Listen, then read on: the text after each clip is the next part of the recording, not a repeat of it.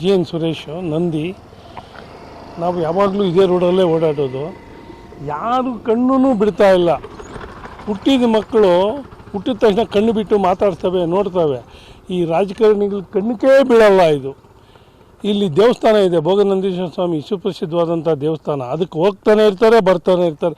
ಎಲ್ಲ ಅಧಿಕಾರಿಗಳು ಹೋಗ್ತಾ ಇರ್ತಾರೆ, ಬರ್ತಾ ಇರ್ತಾರೆ. ಈ ಗುಣಿಗಳ ಬಗ್ಗೆ ಕಣ್ಬಿಟ್ಟು ನೋಡೋರು ಒಬ್ಬರು ಇಲ್ಲ. ಸುಮಾರು 10 ವರ್ಷಗಳಿಂದ ನಾವು ಓಡಾಡ್ತಾ ಇದ್ದೀವಿ. 10 ವರ್ಷ ಇದೇ ಗೋಳೆ. ಸುಮ್ಮನೆ ಯಾವಾಗಲೂ ಅವಾಗ ಮುನ್ನಡಿತಾರೆ, ಬಿಟ್ಬಿಡ್ತಾರೆ ಅಷ್ಟೇ. ಶಾಶ್ವತವಾದಂತೂ ಪರಿಹಾರ ಕೊಟ್ಟಿಲ್ಲ. ಈಗ ಮಾಡ್ತೀವಿ, ಅಮೌಂಟ್ ಇಲ್ಲ, ಯಾವ್ದಾನ ಬಂದಾಗ ಫಂಡು ಹಾಕ್ತೀವಿ, ಯಾವ್ದಾನ ಬಂದಾಗ ಹಾಕ್ತೀವಿ ಅಂತ ಇದೇ ಆನ್ಸರೇ. 4-6 ಸಲ ಎಲ್ಲ ಇಡೀ ತಾಲೂಕಲ್ಲಿ ಎಲ್ಲರೂ ಕೇಳೋದೇ ಇದೇ ರೋಡ್ನೇ. ಅವ್ರ ಶಾಸಕರು ಕಾಣಿಸ್ದಾಗಲಿ, ಅಧಿಕಾರಿಗಳು ಕಾಣಿಸ್ದಾಗಲಿ ಎಲ್ಲ ಹೇಳೋದಿದೆ. ಯಾರು ಗಮನ ಹಾಕೋಣಲ್ಲ. ಈಗೇನು ಅವರೇ ಈ ದೇವಸ್ಥಾನಕ್ಕೆ ಎಷ್ಟೋ ಸರಿ ಚಿಕ್ಕಬಳ್ಳಾಪುರದಿಂದ ಇದೇ ರೋಡಲ್ಲೇ ಹೋಗೋದು.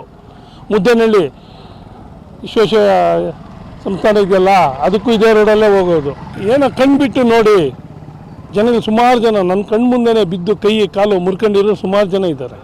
ಇಲ್ಲಿಂದ ಬಂತಾನೆ ಕಂದವಾರ, ಅದಾತಾನೆ ತಿರುನಹಳ್ಳಿ, ಮುದ್ದೇನಹಳ್ಳಿ, ನಂದಿ, ಕುಪ್ಪಳ್ಳಿ, ಕುಡೂತಿ, ದುಬ್ಲಾಪುರ, ರಾಜಘಟ್ಟ ಎಲ್ಲ ಇದೇ ರೋಡಲ್ಲೇ ಹೋಗೋದು. ನೋಡಿ ಎಷ್ಟು ವೆಹಿಕಲ್ಸ್ಗಳು ಓಡಾಡ್ತದೆ. ಎಲ್ಲ ಹಳ್ಳಿಗಳಿಗೂ ಸಮಸ್ಯೆನೇ.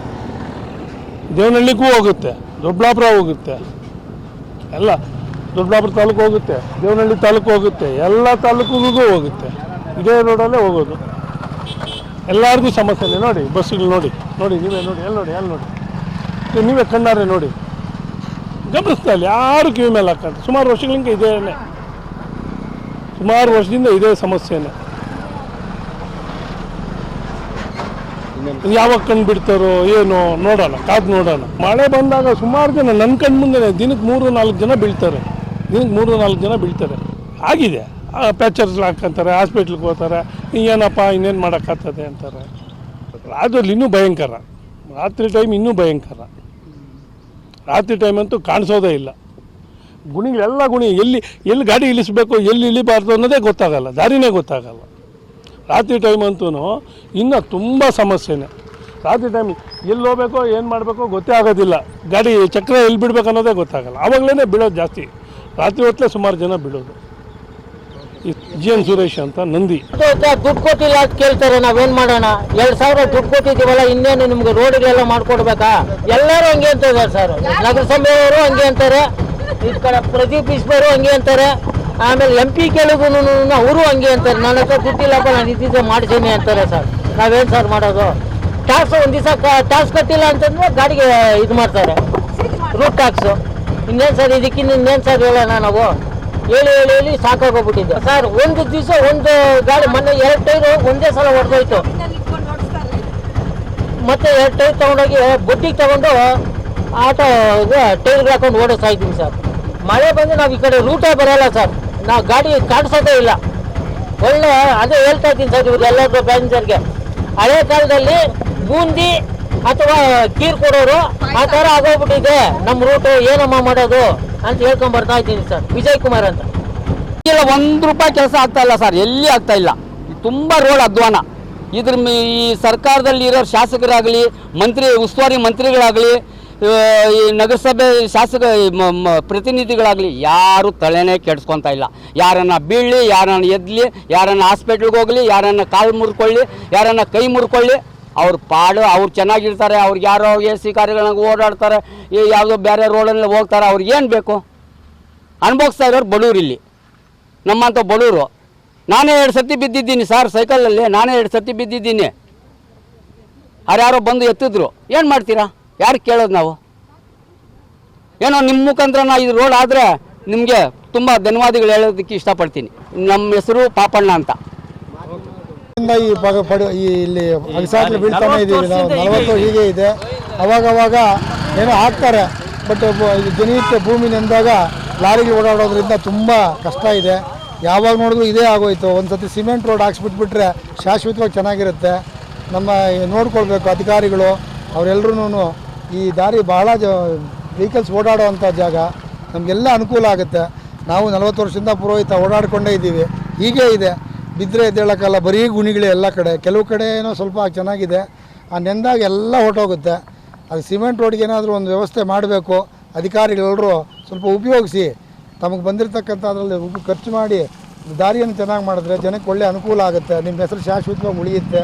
ನಿಮ್ಮ ಹೆಸರಿರುವಾಗ ಅದನ್ನ ಉಳಿಸ್ಕೊಳ್ಳಿ ಅಂತ ಜನಪ್ರತಿನಿಧಿಗಳಿಗೂ ನಾವು ಹೌದು ಯಾವ ಥರ ತೊಂದರೆ ಆಗ್ಲಾಗ್ತಾ ಇದೆ? ವಿಪರೀತ ತೊಂದರೆ. ಆ ಬಸ್ಸುಗಳು ಬರುತ್ತವೆ, ಅವು ನಿಧಾನಕ್ಕೆ ಹೋಗ್ತಾ ಇರ್ತವೆ. ನೋಡಿ ಆಗಲೇ ಬಸ್ ಬರ್ತಾ ಇದೆ ಆ ಕಡೆ, ನಾವೆಲ್ಲ ಪಕ್ಕಕ್ಕೆ ಹೋಗಬೇಕು. ಹಾಗಾಗಿ ಆ ಬಸ್ಸುಗಳು ಓಡಾಟ ವಿಪರೀತ ಇದೆ. ಈ ರೋಡನ್ನು ಸರಿಮಾಡಿಸೋದಕ್ಕೆ ದಯವಿಟ್ಟು ಆದಷ್ಟು ಬೇಗ ಜನಪ್ರತಿನಿಧಿಗಳು ಮುಂದೆ ಬರಬೇಕು. ಈ ರೋಡ್ ತುಂಬ ಇಂಪಾರ್ಟೆಂಟು. ಒಳ್ಳೆ ದೇವಸ್ಥಾನಗಳಿದೆ, ಶಾಶ್ವತವಾದಂಥ ಕೀರ್ತಿ ಈ ರೋಡಿಗಿದೆ. ಮಳೆ ಬಿದ್ದಾಗ ತುಂಬ ನೀರು ತುಂಬ್ಕೊಂಡ್ಬಿಡುತ್ತೆ, ಬರೋಕ್ಕಾಗಲ್ಲ, ಹೋಗೋಕ್ಕಾಗಲ್ಲ, ತುಂಬ ತೊಂದರೆ ಇದೆ. ಬಿದ್ದೋಗ್ತಾ ಇದ್ದಾರೆ ಎಲ್ಲರೂ.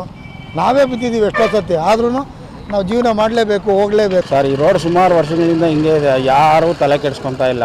ಸುಮಾರು ಈ ಮಳೆನ ನಾವು ಸುಮ್ಮನೆ ಲೈಟಾಗಿ ಒಂದು 10 ನಿಮಿಷ ಮಳೆ ಬಂದುಬಿಟ್ರೆ ಮಾತ್ರ ಈ ರೋಡಲ್ಲಿ ಓಡಾಡೋಕ್ಕೆ ಕೂಡ ಆಗೋದಿಲ್ಲ. ಆ ಥರ ಪರಿಸ್ಥಿತಿ ಇದೆ.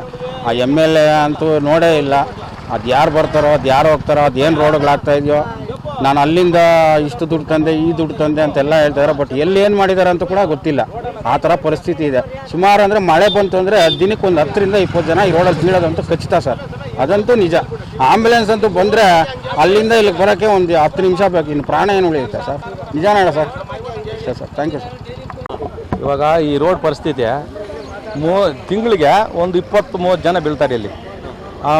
ನೆನ್ನೆ ಮನೆಗೆ ನಡು ಮುರಿದೋಗೈತೆ, ನಡ ಇಲ್ಲ ಪಾಪ. ಎಷ್ಟು ಜನ ಸಮಯ ಅಮಾಯಕರು, ಕೂಲಿಯವರು, ಪಾಪ ಬಸ್ರಿ ಹೆಂಗಸರುಗಳು ಎಲ್ಲ ಬರ್ತಾ ಇರ್ತಾರೆ. ಸತ್ವಾಗ್ಲೂ ಸುಳ್ಳಲ್ಲ, ಎಲ್ಲ ಈ ಏರಿಯಾವರೆಗೆಲ್ಲ ಗೊತ್ತು. 16 ಹಳ್ಳಿವರೆಗೂ ಗೊತ್ತು ಈ ರೋಡ್ ಕತೆ. ಯಾರು ಇದ್ರ ಬಗ್ಗೆ ತಲೆನೇ ಹಾಕ್ಕೊಂಡಿಲ್ಲ, ಇದುವರೆಗೂ ಏನೂ ಕೆಲಸ ಆಗಿಲ್ಲ. ಆ ಕಡೆ ಎಲ್ಲ ರೋಡ್ ರೆಡಿ ಮಾಡ್ತಾವ್ರೆ, ಈ ರೋಡ್ ರೆಡಿ ಮಾಡಿಲ್ಲ ಸಮಯ. ಎಷ್ಟು ಜನ ಅಂತ ಪಾಪ ನೋಡು. ಎಷ್ಟು ವರ್ಷಗಳಿಂದ ಸಮಸ್ಯೆ ಸ್ವಾಮಿ ಇದು 8 ವರ್ಷದಿಂದ ಸಮಸ್ಯೆ ಇದೆ. ಇದು 8 ವರ್ಷದ ಸಮಸ್ಯೆ ಇದು. ಯಾರು ಇದು ಮಾಡಿ ಮೊನ್ನೆ ಸ್ವಲ್ಪ ಮಣ್ಣಾಕವ್ರೆ, ಆ ಮಣ್ಣಿಂದ ಎಲ್ಲ ಜಾರಿ ಬೀಳ್ತಾವ್ರೆ. ಅದು ಯಾವುದೋ ಗರ್ಗಲ್ ಮಣ್ಣು ಹಾಕ್ಬಿಟ್ಟು ನೋಡಿ, ಇದೆಲ್ಲ ನೋಡು. ಆ ಮಣ್ಣಲ್ಲಿ ಸ್ಕಿಡ್ ಆಗೋದು, ಬಿದ್ದೋಗೋದು. ಪಾಪ 3 ಜನ ಕಾಲು ಮುರಿದೋಗಿದೆ. ಬೇಕಾದ್ರೆ ನನ್ನ ಒಬ್ರು ಬಿದ್ದಿದೆ ಎಲ್ಬೋರಿಂಗ್ ಹತ್ರ. ಆ ಅಮ್ಮ ಪಾಪ ನಡ ಇಲ್ಲ, ಬೆನ್ನಿಲ್ಲ. ಆ ಅಮ್ಮನಿಗೆ ಸೊಂಟ ಎಲ್ಲ ಮುರಿದೋಗೈತೆ. ಈಗ ಇವರು ಹಸುಗಳು ಮೇಯಿಸ್ಕೊಂಡು ಇಲ್ಲೇ ಇರ್ತಾರೆ. ಪಾಪ ಎಷ್ಟು ಜನ ಬೀಳ್ತಾರೆ, ಎಷ್ಟು ಜನ ಎದ್ದು ಹೇಳ್ತಾರೆ ಕೇಳಿ ನೋಡಿ ಸ್ವಾಮಿ. ಸತ್ತೋಗಿದ್ದಾರೆ. ನಮ್ಗೆ ನೈಟಲ್ಲಿ ಗೊತ್ತಾಗಲ್ಲ, ಅದು ರಾತ್ರಿ ಹೊತ್ತು ನೀವು ನೋಡ್ಕೊಂಡೋಗಿ ಸ್ವಾಮಿ. ಬೇಕಾದ್ರೆ ಎಲ್ಲ ನೋಡಿ ಇಲ್ಲಿ. ಯಾಕಂದ್ರೆ ನೀವು TV ಮಾಧ್ಯಮದವ್ರು ನೀವು ಕೊಟ್ರೇ ಎಲ್ಲ ಒಳ್ಳೇದಾಗೋದು. ಯಾಕಂದರೆ ಅವ್ರ ಗಮನಕ್ಕೆ ಬರಬೇಕು, ಸರ್ಕಾರದ ಗಮನಕ್ಕೆ ತರಬೇಕು. ಆ ಸರ್ಕಾರ ಏನು ಮಾಡ್ತಾ ಇದೆ, ಕಣ್ಣು ಮುಚ್ಕೊಂಡಿದೆಯಾ ನೋಡಿ ಸ್ವಾಮಿ. ಎಲ್ಲ ತೆಗೀರಿ ಸ್ವಾಮಿ. ಇದು ಅಲ್ಲಿಗೆ ಹೋಗಿ ಸ್ವಾಮಿ, ಇನ್ನೂ ಗೊತ್ತಾಗುತ್ತೆ. ಇಷ್ಟಿಷ್ಟು ಐತೆ ಗುಣಿಗಳು. ಗೊತ್ತಾಗಲ್ಲ ಅವ್ರಿಗೆ, ರೋಡಲ್ಲಿ ಹೆಂಗೆ ಬರ್ತಾರೆ ಗೊತ್ತಾಗಲ್ಲ. ನೀರು ಇರ್ತದೆ, ಗುಣಿ ಇರೋದು ಗೊತ್ತಾಗಲ್ಲ. ಅದರಲ್ಲಿ ಬಿದ್ದೋಗ್ತಾರೆ ಪಾಪ, ಬೆನ್ನು ಮುಳ್ಳೆ ಮುರ್ಕೊಂಡು ಹೋಗ್ತಾ ಇದ್ದಾರೆ. ಸರ್ ಮುನಿನಾರಾಯಣ ಅಂತ.